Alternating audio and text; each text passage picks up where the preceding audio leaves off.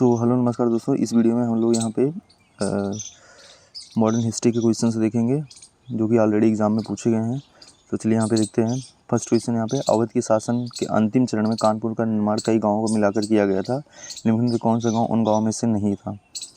तो यहाँ पे पूछा कौन सा गाँव उसमें से नहीं था, तो आपका जो है यहाँ पे सीमा मऊ एंड कुरस्वाम, पटकापुरा एंड बिठूर। तो यहाँ पे ऑप्शन आपका सी सही हो जाएगा, इसमें बिठूर नहीं था, बाकी ये सब शामिल थे। ठीक है, नेक्स्ट यहाँ पे देख लेते हैं कि भारत के किस राज्य पर डलहौजी द्वारा कब्जा करना ब्रिटिश आक्रमण का सबसे अनुचित कार्य था। तो ये जो है कहाँ पे करा था उन्होंने, जयपुर, सतारा, झांसी एंड अवध। अवध पे जो है उनका सबसे अनुचित कार्य माना गया था। तो ऑप्शन डी जो है आपका करेक्ट हो जाएगा। अगेन यहाँ पे श्रीरंगपट्टनम की संधि पर हैदराबाद के निजाम टीपू सुल्तान और निम्नलिखित में से किस ब्रिटिश गवर्नर जनरल के बीच हस्ताक्षर किए गए थे। तो ये किसके बीच हुआ था, ये जो है लॉर्ड कॉर्नवालिस के बीच में हुआ था। ठीक है, ये भी बताना चाहिए किसके बीच में हुआ था, लॉर्ड कॉर्नवालिस के बीच में। नेक्स्ट यहाँ पे है रानी लक्ष्मीबाई का विवाह झांसी के निम्नलिखित में किस राजा से हुआ था। तो ये जो है किसके साथ हुआ था, यहाँ पे गंगाधर राव के साथ हुआ था। ठीक है, याद रखना, ऑप्शन डी करेक्ट हो जाएगा। अगेन सिराजुद्दौला किस युद्ध में अंग्रेजों को पराजित हुआ था। सिराजुद्दौला यहाँ पे जो है प्लासी के युद्ध में अंग्रेजों से पराजित हुआ था। तो सिराजुद्दौला किस युद्ध में अंग्रेजों से पराजित हुआ था, तो ये प्लासी के युद्ध में। प्लासी का युद्ध हुआ था कब, ये हुआ था आपका जो है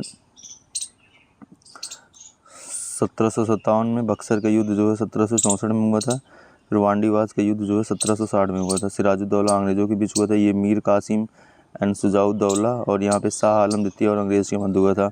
और ये फ्रांसीसी और अंग्रेज़ों के बीच में हुआ था। यहाँ पे फ्रांसीसियों की पूरी जो है पराजय हो गई थी वांडीवास में। तो ये हमको पता होना चाहिए, कई बार इनका क्रोनोलॉजी भी पूछ लेता है। तो ये प्लासी का, बक्सर का एंड वांडीवास।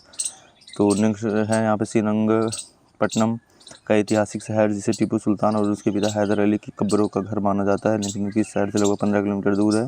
तो वह जो है आपको मैसूर से 15 किलोमीटर दूर देखने को मिलेगा। तो ऑप्शन आपका सी जो है करेक्ट हो जाएगा। इस प्रकार के क्वेश्चन जो है पूछे गए हैं और पूछे भी जा सकते हैं। श्रीरंगपट्टनम का ऐतिहासिक शहर जिसे टीपू सुल्तान और उसके पिता हैदर अली की कब्रों पर घर माना जाता है, तो लिखने की शहर से लगभग 15 किलोमीटर दूर है। तो वह जो है आपका आंसर यहाँ पे हो जाएगा मैसूर। टीपू सुल्तान कहाँ का शासक था, तो जो है वो कहाँ का शासक था, मैसूर का ही शासक था। ठीक है, अगेन यहाँ पे है नेक्स्ट यहाँ पे देख लेते हैं क्वेश्चन, ब्रिटिश शासन को भारत से उखाड़ फेंकने के लिए इनमें से किसने फ्रांसीसियों से मदद मांगी थी। यहाँ पे जो किसने मांगी थी, टीपू सुल्तान ने मांगी थी। ठीक है, तो ब्रिटिश शासन को भारत से उखाड़ फेंकने के लिए टीपू सुल्तान ने फ्रांसीसी से मदद मांगी थी। उसने श्रीरंगपट्टनम में स्वतंत्रता का वृक्ष लगाया और वह जैकोबिन क्लब का सदस्य बना। नेक्स्ट यहाँ पे है श्रीरंगपट्टनम की लड़ाई में अंग्रेजों ने किसे पराजित किया, तो यहाँ पे जो है टीपू सुल्तान को पराजित करा था। ठीक है, ये भी बताना चाहिए। श्रीरंगपट्टनम की संधि कब हुई थी, ये 1792 में हुआ था। ठीक है, इस संधि में टीपू सुल्तान ने अंग्रेजों को अपने राज्य का आधा भू क्षेत्र और उसके साथ ही मराठा और निजाम को भी कुछ भूभाग देने पड़े। अंग्रेजों ने युद्ध क्षतिपूर्ति के रूप में 3 करोड़ की मांग की। तुरंत धनराशि न दे पाने के कारण अंग्रेजों ने कॉर्नवालिस था, इनके 2 पुत्रों को बंधक बनाया।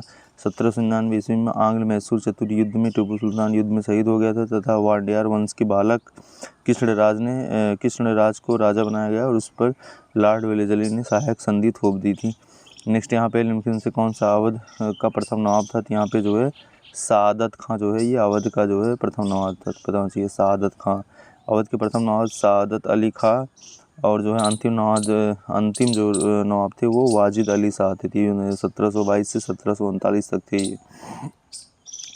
किस लड़ाई में अंग्रेजों ने बंगाल के नवाब सिराजुद्दौला को हराया था, तो यहाँ पे प्लासी युद्ध में हराया था। प्लासी युद्ध कब हुआ था, 1757। वांडीवास का युद्ध 1760। पानीपत की तीसरी लड़ाई 1761 और बक्सर की लड़ाई 1764। ये क्रोनोलॉजी भी कई बार पूछा जाता है।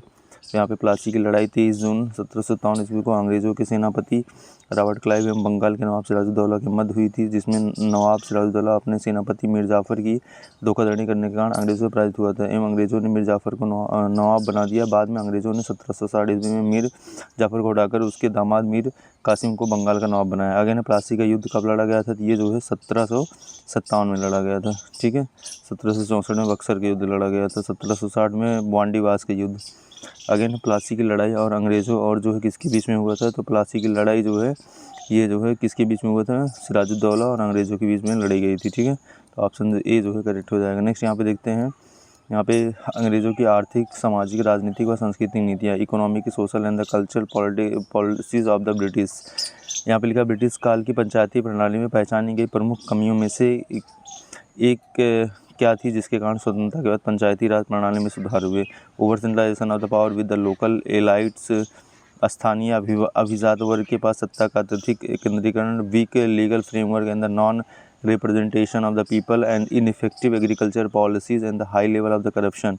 इसमें क्या था जो है ऑप्शन बी था, weak legal framework and the non representative of the people. Next यहाँ पे देखते हैं निम्नलिखित में से किस स्थान पर 1818 में फोर्ट ग्लोस्टर में हेनरी गैगर द्वारा पहली भारतीय सूती मिल की स्थापना की गई थी। ये कहाँ पे किया गया था? ये जो है आपका कोलकाता में किया गया था। नेक्स्ट आपका है डलहौजी ने भारत में ब्रिटिश साम्राज्य के लिए अवध को कब्जे में लिया था। किसके? यहाँ पे जो है आपका राज्य में अव्यवस्था के माध्यम से, ठीक है, मिसमैनेज के रूप में जो है अवध को लिया था। अगेन लॉर्ड वेलेस्ली जिस कार्य के लिए चर्चित रहा वह उसकी हड़प नीति थी।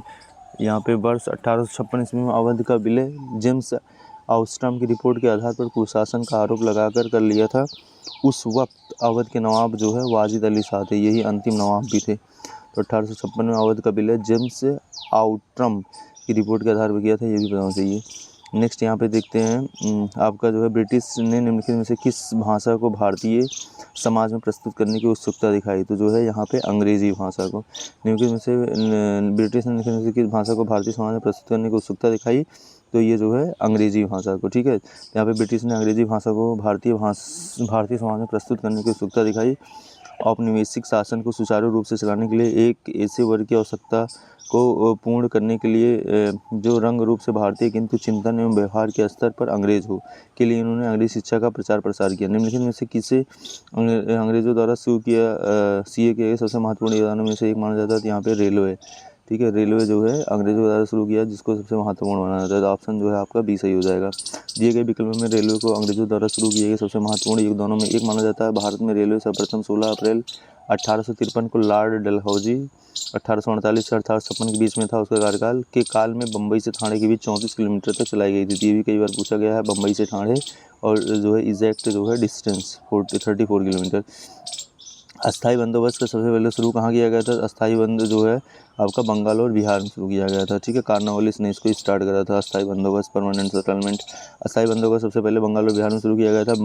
अस्थाई बंदोबस्त अथवा इस्तमरारी बंदोबस्त ईस्ट इंडिया कंपनी और बंगाल के जमींदारों के बीच कर वसूलने के संबंधित एक अस्थायी व्यवस्था हेतु समझौता था, जिसे बंगाल में लॉर्ड कर्नवालिस द्वारा 22 मार्च 1993 को लागू किया गया था। इस व्यवस्था के तहत लगान का 10/11 भाग सरकार तथा 1/11 भाग जमींदारों को निश्चित किया गया था। यह व्यवस्था ब्रिटिश भारत के 19% भूभाग में विस्तृत थी। अगेन इनमें से हड़प नीति का कट्टर समर्थक कौन था? हड़प नीति का कट्टर समर्थक जो है लॉर्ड डलहौजी था, यह जो है पता होना चाहिए। नेक्स्ट यहाँ पे जो है डॉट में ब्रिटिश सरकार ने भारत में सरकार की संरचना को सुधारों की घोषणा की, जिसे माल्य मिंटो सुधार रूप में आना जाता है। ये कब हुआ था? ये 1909 में हुआ था माल्य मिंटो सुधार, ठीक है। नेक्स्ट यहाँ पे देख लेते हैं, ये हो गया। ईस्ट इंडिया कंपनी ने किस वर्ष में कलकत्ता में सर्वोच्च न्यायालय की स्थापना करी थी? ये जो 1773 में जो आया था एक्ट और रेगुलेटिंग एक्ट, उसी के थ्रू यहाँ पे करा गया था। 26 जुलाई 1774 को कलकत्ता में सुप्रीम कोर्ट की स्थापना की गई। वहाँ एक मुख्य तथा 3 अन्य न्यायाधीशों की नियुक्ति की व्यवस्था की गई, जो अंग्रेजी कानून के अनुसार प्रजा के मुकदमों का निर्णय करते थे। इसका कार्यक्षेत्र बंगाल, बिहार, उड़ीसा तक था। सर एलिजा इम्पे इसके पहले मुख्य न्यायाधीश नियुक्त किए गए थे। चेम्बर्स, लेमिस्टर और हाइट इसके अन्य न्यायाधीश थे, ये भी बताना चाहिए। अगेन भारत में पहली रेलगाड़ी किस वर्ष और किन 2 स्थानों के बीच चली थी? ये जो है 1853 में जो है बम्बई से ठाणे के मध्य 34 किलोमीटर तक चली थी, ठीक है। तो यहाँ पे आपका आंसर जो है सी सही हो जाएगा। नेक्स्ट यहाँ पे भारत में सबसे पहली जनगणना किस वर्ष हुई थी? ये सबसे पहली जनगणना जो है 1872 में हुआ था। फुल जनगणना जो है 1881 में हुआ था, ये भी बताना चाहिए। तो यहाँ पे भारत में जनगणना की शुरुआत जो है 1872 में लॉर्ड मेयो के कार्यकाल में हुई थी। 1872 में लॉर्ड मेयो के कार्यकाल में हुई थी। भारत में नियमित जनगणना की शुरुआत 1881 में लॉर्ड रिपन के कार्यकाल में हुई थी, बताना चाहिए। अगेन 2011 की जनगणना भारत की 15वीं जनगणना तथा स्वतंत्र भारत की 7वीं जनगणना थी, ये भी यहाँ पे इम्पोर्टेंट है।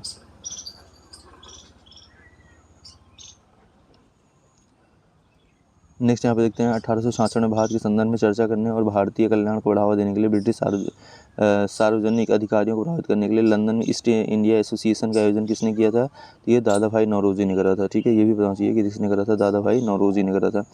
नेक्स्ट यहाँ पे देख लेते हैं, दादा भाई नौरोजी ब्रिटिश कालीन भारत के एक पारसी बुद्धिजीवी, राजनीतिक एवं सामाजिक नेता थे। इन्होंने भारत का वयोवृद्ध पुरुष कहा जाता है।